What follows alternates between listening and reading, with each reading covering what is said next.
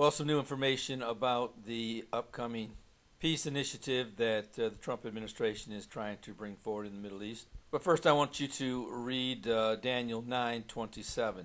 And he shall confirm the covenant with many for 1 week. And in the midst of the week he shall cause the sacrifice and the oblation to cease.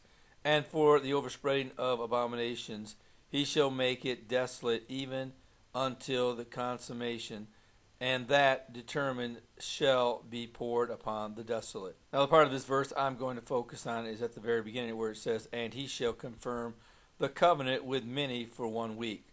You know, it's been said by some that this is not going to be a peace deal, but more of what it actually says. It says it will be a confirming of a covenant.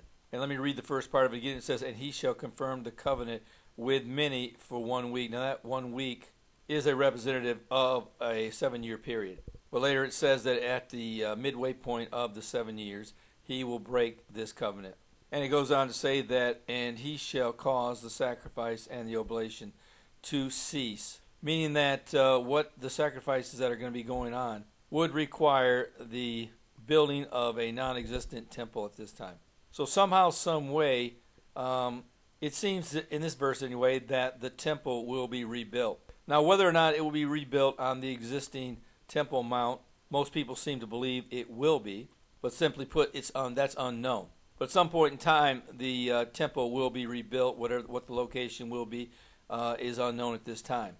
But I said all this to bring up an article that was just sent to me that I believe is highly prophetic, and let me go ahead and give you the background of it and read a little of it so you'll know exactly what I'm talking about. During his meeting with PA Chairman Abbas in Bethlehem earlier this week, U.S. President Donald Trump reportedly touched on his plans for peace in the Middle East. According to a senior Palestinian official who spoke with Israel, Trump proposed at the meeting a regional plan based on the Arab Peace Initiative, but with a certain amount of alterations. The Arab Peace Initiative of 2002 stipulates that 22 Arab countries will normalize ties with Israel on the condition that Israel withdraws from Judea and Samaria.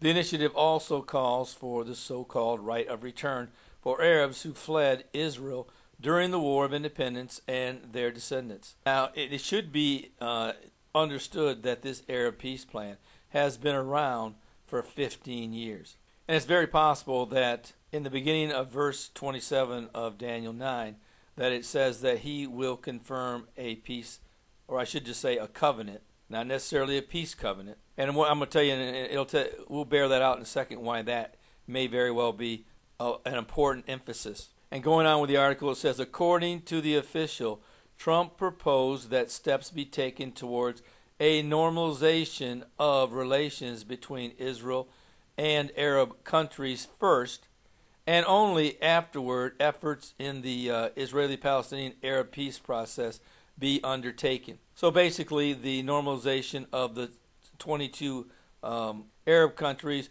would normalize relations with Israel. Now going on, it says, until now, what hindered progress in the advance of the Arab Peace Initiative was the failure of negotiations with Israel, the official said.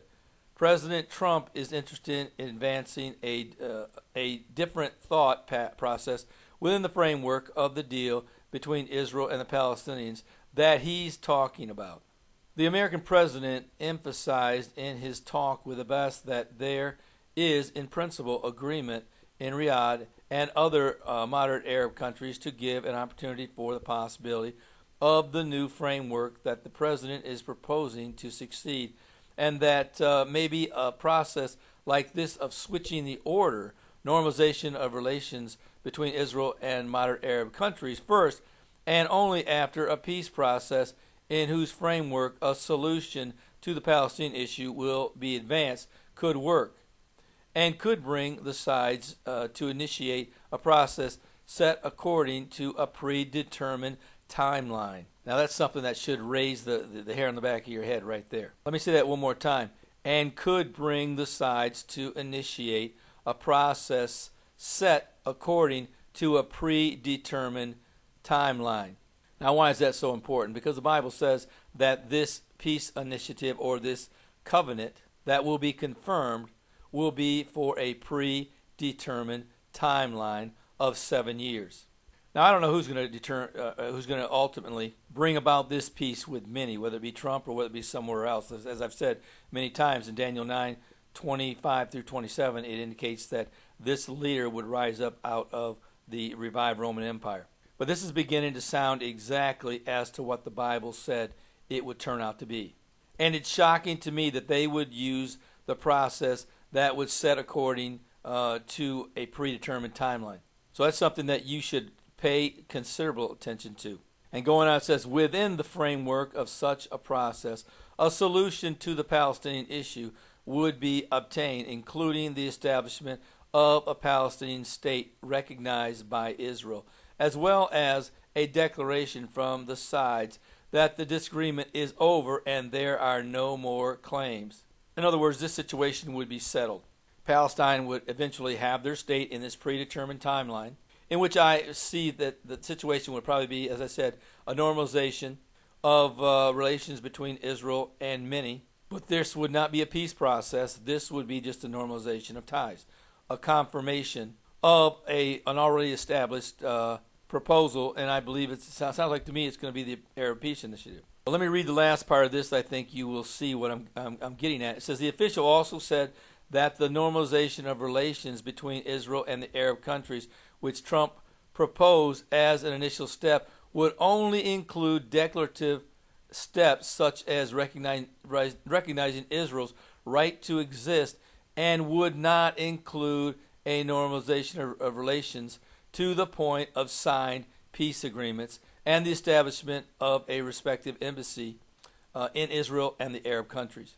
So the first step of this 7-year proposal, I believe, is going to turn out to be, would just be a declaration of a normalization of relations between Israel and the 22 Arab nations. It would not be a signing of peace proposals. So this would be and would fall under the guise of a confirming of a covenant and not of a peace proposal. And like I've said in the past, I don't care what you call it. You know, I look at it this way. It could be peace or it could have been some other type of proposal, which looks to be the fact that it's going to be some type of other proposal in which it will be under the heading of normalization of ties and the confirming of a covenant.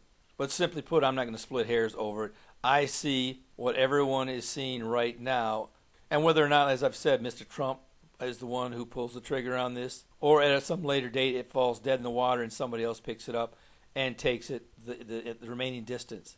Either way, I believe we're staring in the face of some type of proposal that will eventually be confirmed as stated in Daniel 9:27.